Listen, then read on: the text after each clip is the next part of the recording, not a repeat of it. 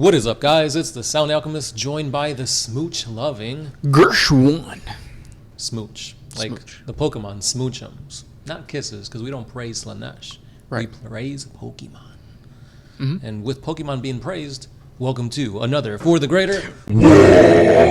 This is a video series where we answer the questions left by you, the viewer. If you have a question for us, comment down below. Put a question in front of your question because we get those questions first. Also, we also have super thanks. So if you guys want to support the channel, send us over a super thanks, and you are guaranteed. We will answer your question guaranteed. And today's question comes from Andrew Netchi. What would have happened to a Primarch if he landed on a Xeno planet? You decide the species, like on the planet of the Tau when they were still cavemen. So basically, I guess you can say almost every Primarch did. Well, no, they're not Xeno species planets because there were humans in there. Yeah. It's funny how the world works, or how the universe works in that way. Because like out of all the planets they could have landed on, they landed on those that like could actually harbor and provide a haven sometimes for these Primarchs. And part of the reason was, it wasn't there like in the new novels that the Primarch's mom had something to do with it? Yeah, so before it was supposed to be the Ruinous Powers did some craziness and flung them into the warp. Nowadays it's Erda, the mother of Primarchs, which is also a perpetual, worked alongside the Primarch to create these super babies. Yeah. And yeah, her desire to have these Primarchs not be weapons of war led to her, and I guess Chaos did play a little bit of part in there, to, you know, spread them out. Right, yeah. But it was a failure. Yeah, clearly. But yeah, so what would happen if a Primarch did indeed land on a Xenos-controlled planet? And the example you gave was of the Tau when they were still cavemen. I think it'd be vastly different. If you guys saw the, I guess, horrible movie, John, what's it called? Wick? No, not John Wick. It was like this caveman dude gets thrown into like Mars. Is it Yeah, Mars? he can jump all high and stuff. Yeah. I forget what it's called, but John something. John something, yeah. I think it'd be something like that, where like he's basically almost like a demigod in the eyes of these Xenos, and he almost gets like praised and raised by them, almost like Lehman Russ being raised by like wolves and stuff like that. But yeah, I definitely think it would be a schism between the Emperor coming to claim his son and being, you know, forced into this war machine that is the Imperium. And basically the Emperor will be obliterating the Xeno races on that planet. Yeah. The whole xenophobia and humanity should rule and not Xenos, that kind of thing. Yeah, and I think what a lot of the Imperium does is it highlights the fact that, like, even though there are some Imperial planets that are coexisting with Xenos, at the end of the day, it's still like they're still fighting. Even on the Blackstone Fortress, when that box set came out, they would stay at the precinct, right, or precinct, or something like precinct. that. Yeah, and that was a Xenos friendly like station. And yet, like, there are still clans of humans and stuff like that. So I think a Primarch on a Xeno planet wouldn't adopt the culture of the Xeno planet, per se. They would just kind of, like you said, detach, kind of. Or, like, make their own, like, we're humans. Right. Have that sense of, I guess... Godliness, yeah, that they're arrogance. better than the alien. Yeah. Yeah. But it'd be interesting to see what kind of dynamic that would be. And how it would get incorporated. Maybe that's what happened with the Lost Primarchs, and the Emperor couldn't bring them into the Imperial fold without like some type of like disaster. Yeah. Yeah, so, you know, speculation. It's always there. Right, yeah. And then also there have been Primarchs in the lore that landed on a Xeno planet where humans were there, and they were enslaved by Xenos. And then what ends up happening is that they just kill off the Xenos and then liberate the humans. So any inklings of humanity on a planet where, like, even though it's Xeno control, there's still some human population. I feel like the Primarchs would just be like, well, humans are going to take over. Right, So, right. That's always going to be the case. Humanity trumps all. yes. In 40K. Yeah. I mean, we do see instances of humanity working with Xenos, such as like the Cabal and the Interrex, and we see how well that turns out. That's Not true. very good. Next question. From Alberto Nunez. Did you guys play Total War Warhammer 3? If so, would you recommend it? If you If not, do you recommend any other video games, Warhammer video games? So we've never played the Total War series. Because it's fantasy, and we're not really like fantasy people. Yeah. But it does look pretty interesting. Like, we played Dawn of War. Yeah. And we played a few different expansions of it. And Total War is essentially that, but more, like you said, fantasy. Yeah. With, like, elves and humans and that kind of thing. But you do still have those, obviously, the Chaos Gods and demons that are the same regardless. So, yeah, I can see ourselves playing it. But, yeah, we've never played it, so we don't know exactly if it's a good game, if it's not. Right. But, again, if it's anything like Dawn of War 3, I'll, give it a shot. I've seen a lot of playthroughs, and it's really fun to, like, because what it is, like, basically a charge, but there's different elements to the charge, like, where are you going to set your cavalry, where, like, at what point are you going to tell them to back up, or, like, to retreat, but then have, like, a flanking maneuver, all that kind of stuff. Back when fantasy was around, that's what kind of drew me to fantasy, of, like, ooh, cool, like, it would be fun to play and have those trays kind of be... but then that went away, and then it just became 40K. Because that's what Age of Sigmar is. It's just 40K but fantasy. Yes. With twists. Right.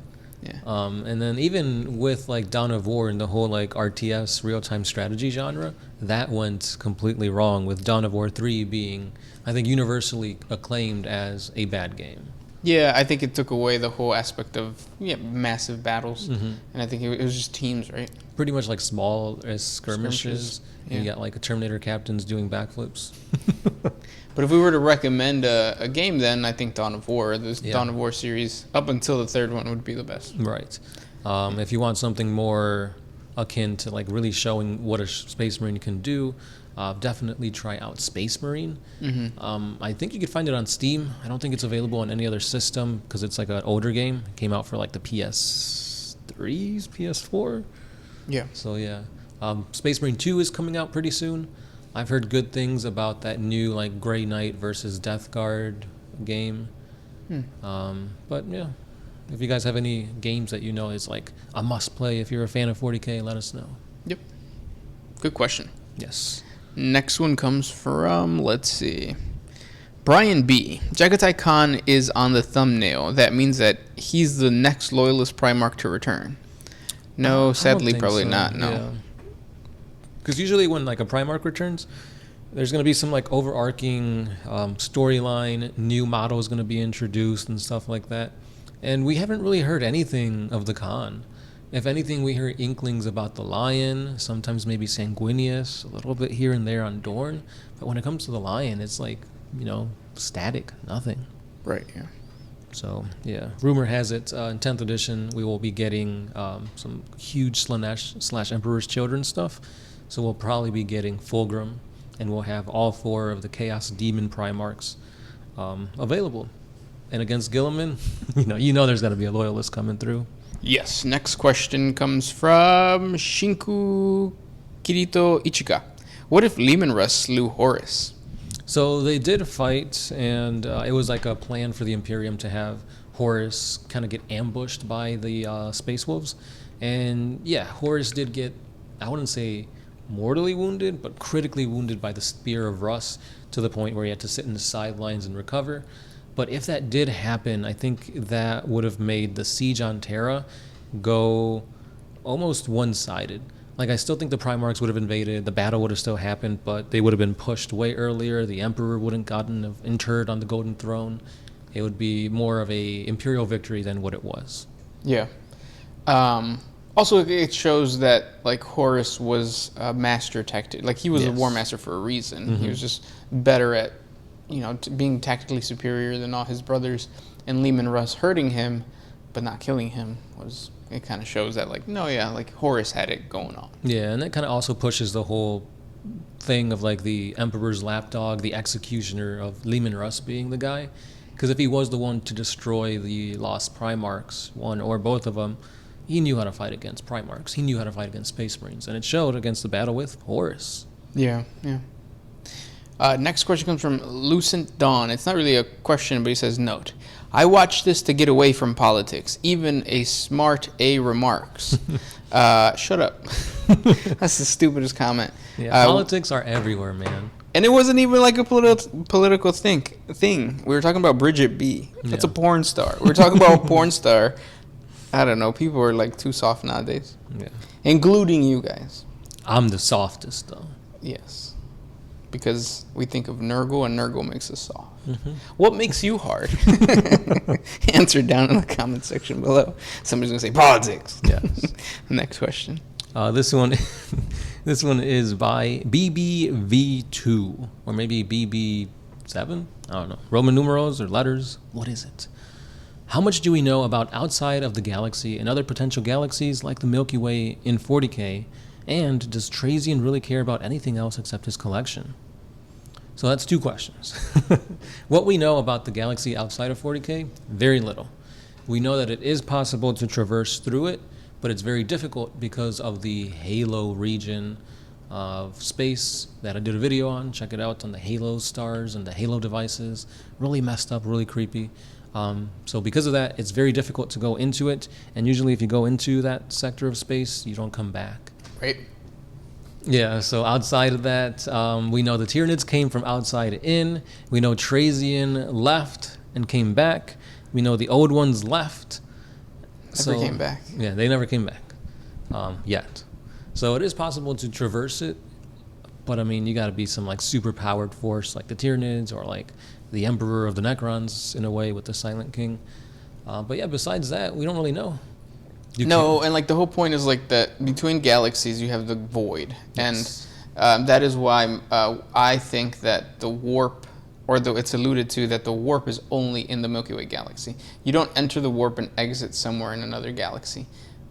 So I think there's that element to it too. Mm-hmm. Who knows what's actually happening, Yeah. or if there is a warp in another galaxy. Right, because from what we know, the warp is kind of specific to the Milky Way galaxy. Yeah, think of it kind of like in Stranger Things when The upside down only on that town. Yeah, Hawkins. Yeah, so same situation kind of. Mm-hmm. And those were, or no, he had a second part, right? Yes. Does Trazian care about anything else besides his collection? It seems like that's his main goal, and he'll probably do everything and anything to keep his collection going and growing. But obviously, that's not going to be his only thing. Like, he will help out the Necrons. He will do other things besides just collections. Right. Yeah. Think of like the Collector from like Marvel. Like, yeah, that's his thing, but he does other stuff. Yeah. Wears cool clothes. Mm-hmm. He's Benicio del Toro. Yeah, I think so. Yeah, Yeah. I think so. Cause who was the guy from Jurassic Park? Jeff Goldblum. Yeah, who's that? He's in the Marvel. Yeah, he was the ruler at that gladiatorial Oh, okay. for Yeah, like Thor Ragnarok. Yeah, no, the Collector's the one that like had some of the stones, and the Guardians went in there, and Thanos was there and whatnot. Gotcha. And those were the questions for today. Thank you guys so much for listening, hanging out with us. If you guys have more questions or we didn't get to your question, just ask again. And thank you for all the super thanks. That's right, and we'll see you guys in the next one. As always, Sound Alchemist, Gersh one. and we are out.